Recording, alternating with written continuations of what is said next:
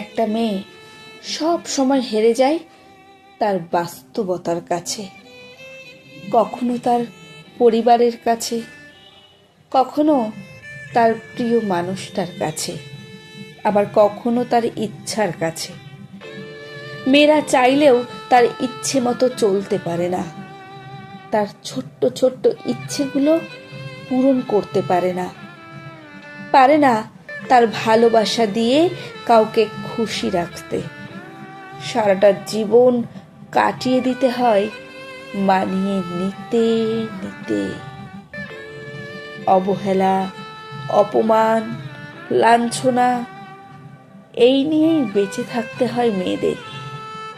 আসলে মেয়েদেরকে সবাই নিজেদের সুবিধা মতোই ব্যবহার করে যায়। বিবাহিত হোক বা অবিবাহিত মেয়ে, সবাই এই সমাজে লাঞ্ছিত। কেউ তাদেরকে তাদের মতো করে বুঝতেই চায় না।